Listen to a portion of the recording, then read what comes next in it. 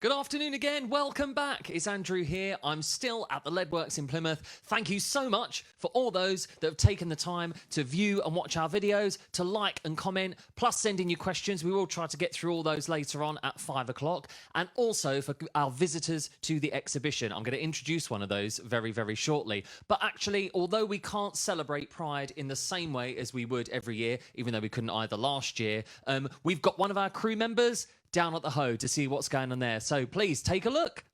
Well, hello, here we are at the Plymouth We're going Hoe, live. and it is a glorious sunny day here for celebrating Plymouth Rewind today, and the flags are flying here, and the sun is glorious. So yes, we're certainly looking forward also to next year's celebrations if the weather's like this. So yeah, it's all good, and everyone's having a great day here down at Plymouth. So back to you, Andrew. Thanks very much. That is awesome. It's great to see the flag flying with pride today down at the Hoe. I hope everyone's having an amazing day and celebrating in their very own way. We're surely having a brilliant celebration here at the Leadworks. Now, I said I've got someone to chat to you, one of our guests.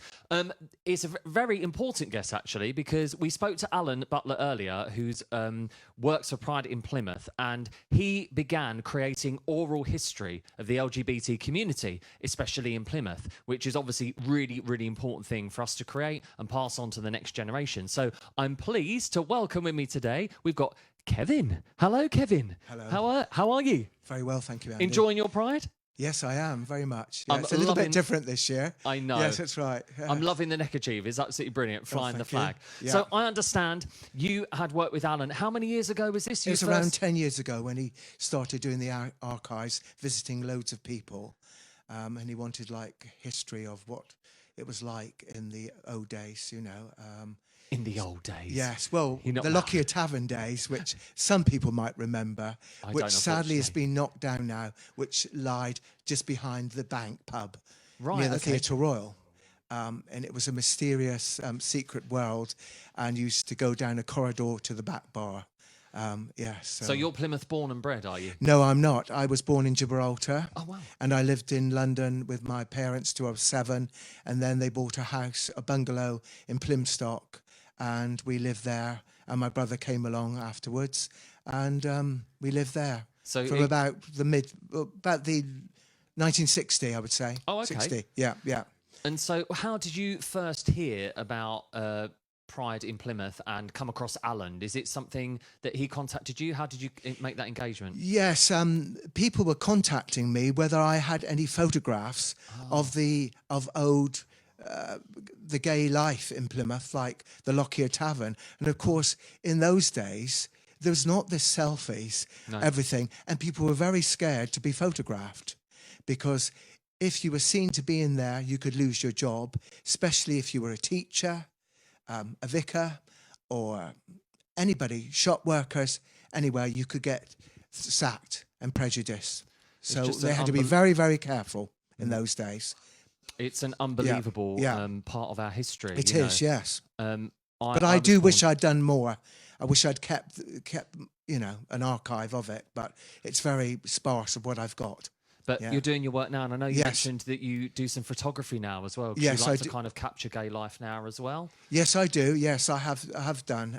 Yes, when Peter Tatchell was here, when he did the march from Armada Way to the Guildhall, that was the beginning of Pride. I think that was 2009. 2012, I think, was Yeah, it? well, something about that. Yes, it might have been earlier. Right. I don't know if it.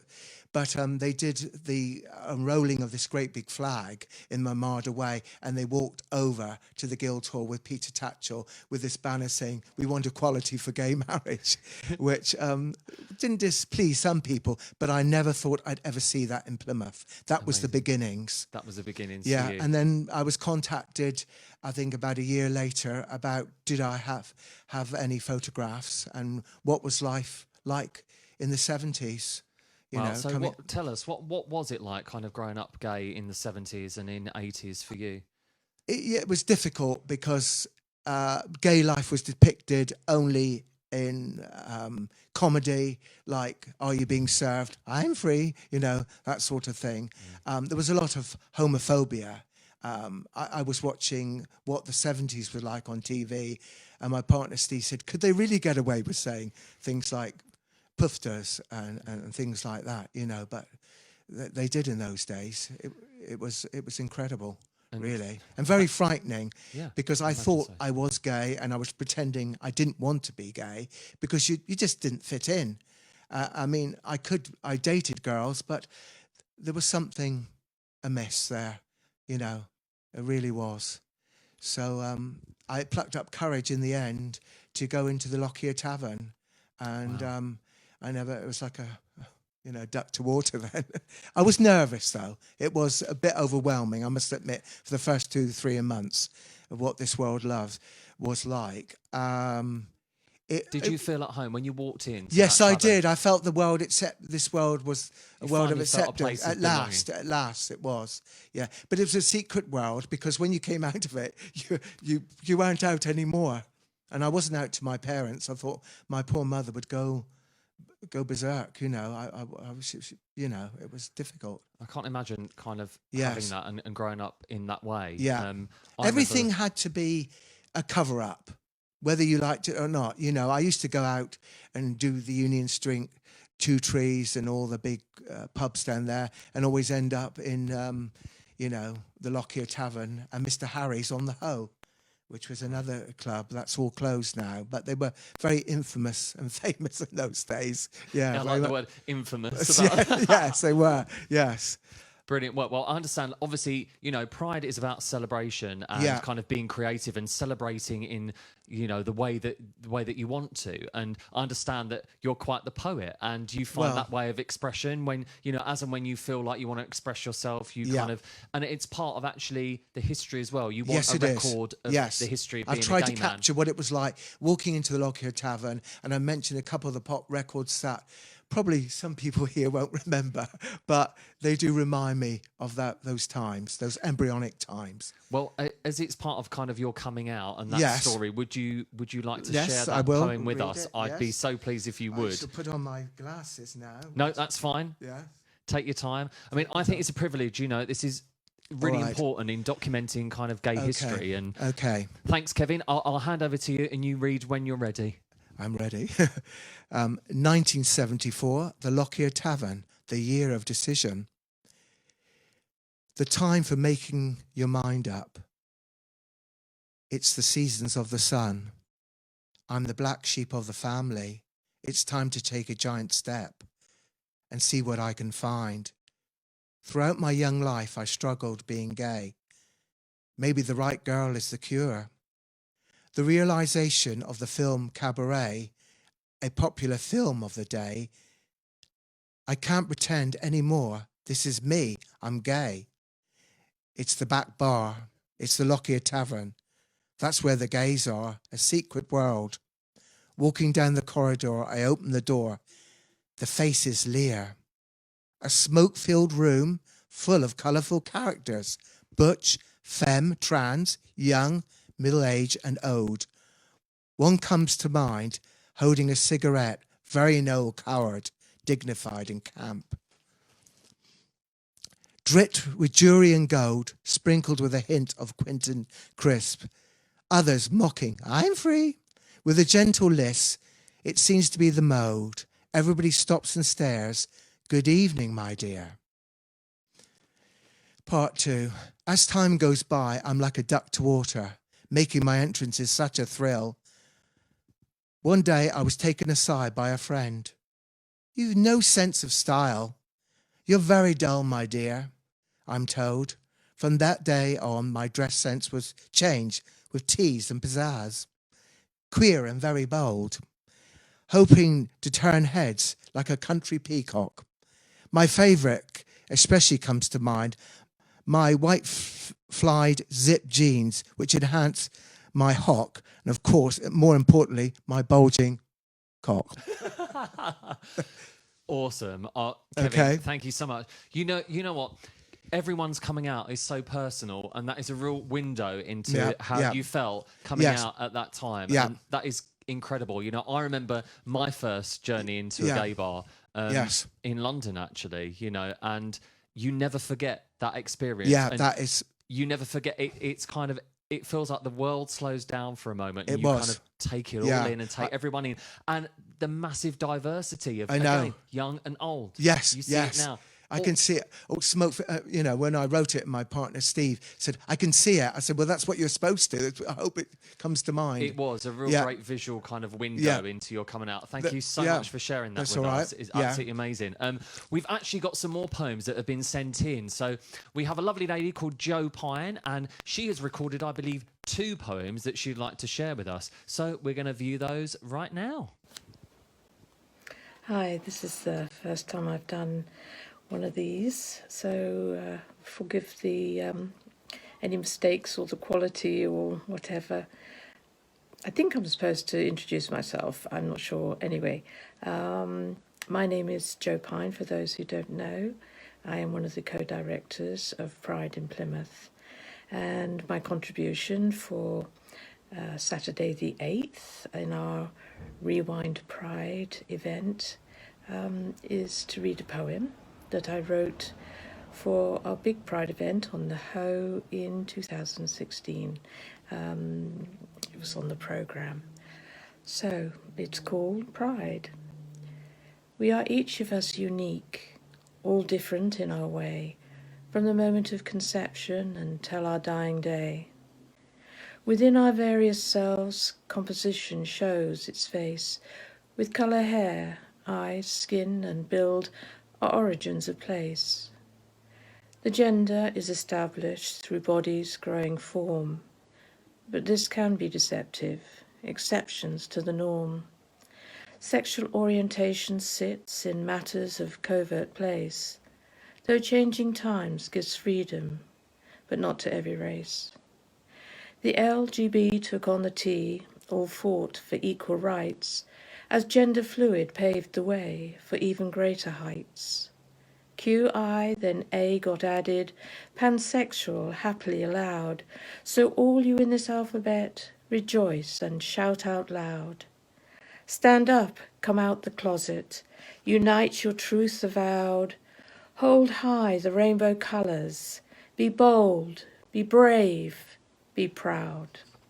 Thank you very much. Have a wonderful day. Bye. Good morning, everyone. Happy Pride Rewind Day. After I did my video yesterday of the poem, I got inspired to write something which I just did there and then. Just what sometimes happens. It's definitely not profound. It's in fact very light-hearted.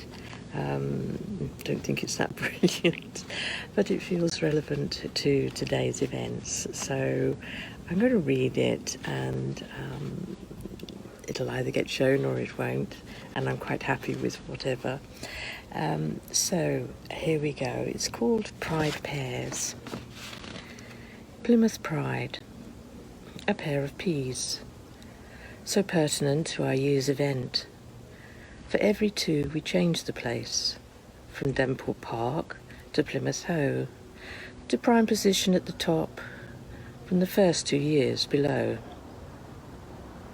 The last 2 years have been amiss, with pouring rain, washed out, and then the gales got up to mega size and put an end to last year's Pride. Excitement grew for 2020, things put in place for the special day, and then a nasty virus appeared and changed the order of play. So here we are in the first of a new presentation of our annual event. It's been designed to cover those things that PP does through the year. So please have some fun, enjoy what's been done on the online Plymouth Pride Rewind. And finally, I'll end with these wishful words. May it only be one. Have a fabulous day, everybody. Enjoy yourselves and take care. Bye. Well, thank you so much to Joe for sharing those wonderful poems with us. A lovely insight there into actually our triumph, because in these times we are still managing to celebrate here at the Leadworks. So I've still got Kevin Kelland here with me, thankfully, and we're going to have Hi. a little chat, something perhaps a little bit more deeper now. So, I was born particularly in the 80s, and, we lived through a pandemic, an epidemic currently, but you lived through a second, didn't you? So I think I'm in my 30s now, so you were in your 30s when HIV and AIDS became prevalent. Yes, you know, I from was 1981. around your age. Yeah. Yes. So Early 30s. can you describe or tell to me what it actually felt like during that time? I remember seeing a program by BBC Horizon about this strange illness in America, in San Francisco and New York. It was called it was called GRID in those days. It was gay men's related immune deficiency. Right. And they just didn't know why all these young men were very ill and dying in their 20s and 30s. Gradually, as time went on, it got nearer and nearer, and I thought, gosh, I hope this never comes here. A bit like I did with COVID-19, like most of us feel. And the papers were full of it. And of course, when they knew it was mostly gay men that were catching it, they had a field day with homophobic remarks, headlines. They isolated a lot of people. I think some were wished themselves to death because they lived in fear and felt so ostracized. They were rejected by their families, their parents. It was just terrible. It was and some almost like a thrust being you're having to come out because yes, if it you was contracted this kind of disease. Yeah, it was. Yes, it catapulted us. Yeah. As I was talking about the 70s to you just now, it was like we were suddenly catapulted out of our lives, and everybody was looking at our community under the magnifying glass. But good did come of it. People, I mean, when I was diagnosed in the mid-80s, it was a shock. I just wondered what I was going to do. I walked around Plymouth and I thought, what am I going to do? Where do I go? What do I do? And I went into work and I told them. And thankfully, the two girls that I worked with were very understanding.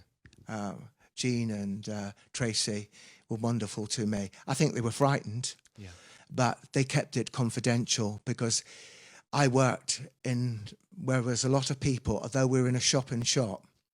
And I think I could have been sacked, because of people were so scared. Yeah. So I was very lucky to have their love and it was just before Christmas. So it was it was very, very scary. Yeah. So did you feel like you got support from your work colleagues? Did Yes. you feel you had support anywhere else? Because obviously I decided not to tell my family. I came to terms with, I thought, I've got no choice. When I become ill, there'll be no turning back.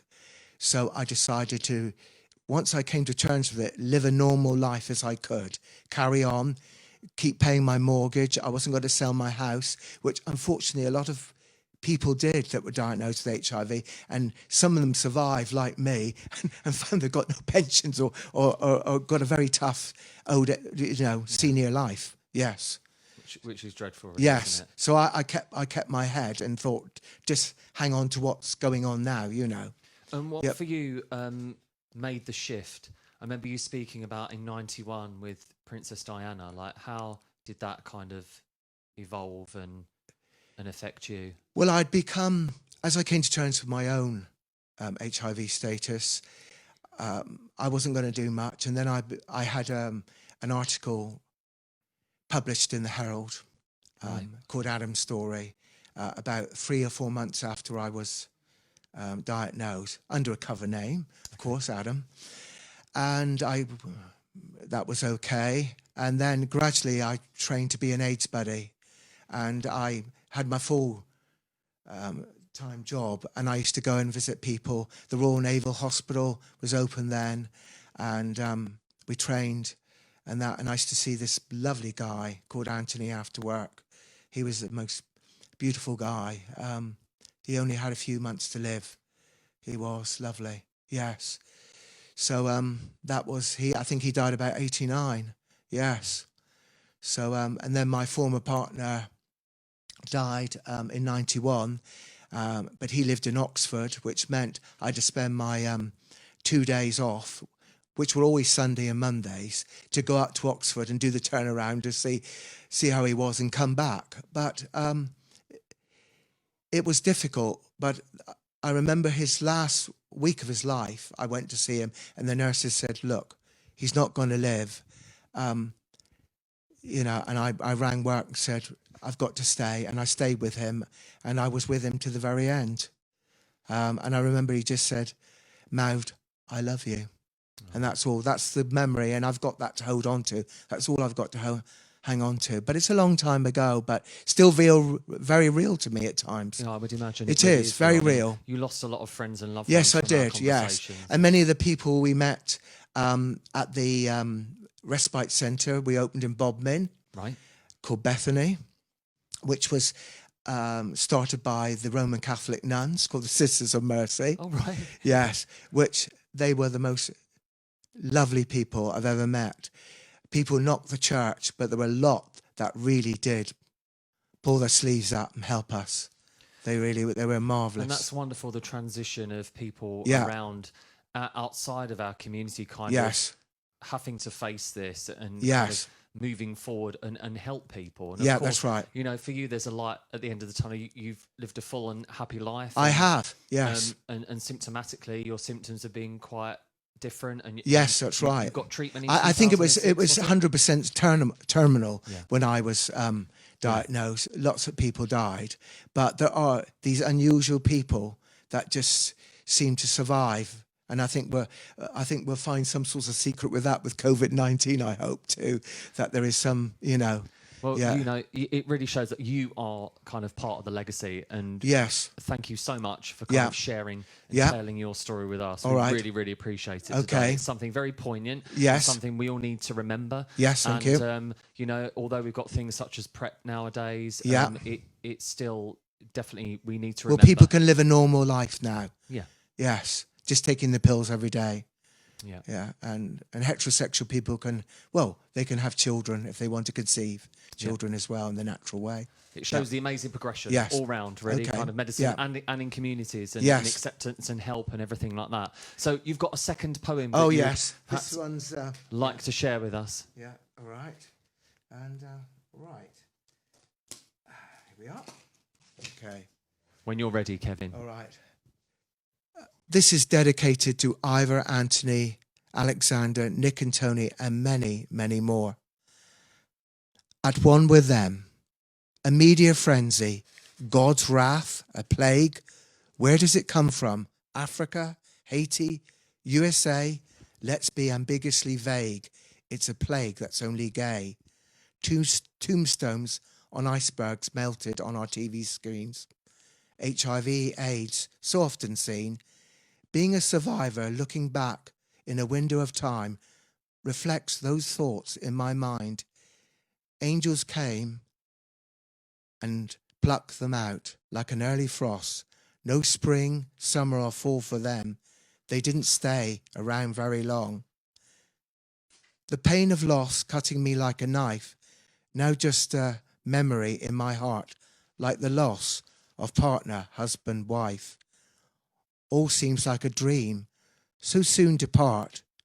Now I am a man at one with them, with a message of mission, continuing with a dedication to them with love and a passion. Do you think HIV is gone, as we haven't heard about it for so long?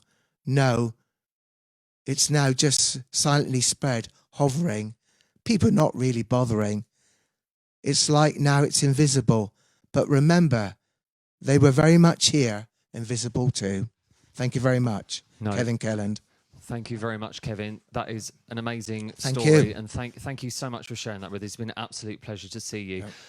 Obviously, these stories are crucial in our history, the history of gay men, and also LGBT history. And actually, coming up, we're moving slightly to another section of our community. a trans organisation called Not Alone. We've got some material from videos from them. They want to reach out and touch everyone today, which would be absolutely amazing to hear from them and the rest of our community. So please, I can't thank Kevin enough. It's actually amazing to speak to Kevin. Real highlight of the day for me. Thank you so much. I hope you enjoyed listening to his stories too. And please, continue to watch, like, share, and please send us in those questions. We'll be back with our Q&A at 5 o'clock. It's been an absolute pleasure. Keep celebrating, enjoy the sunshine, enjoy your pride. This day is for you, wherever you are and whoever you are. We'll be back very shortly with another video. Take care.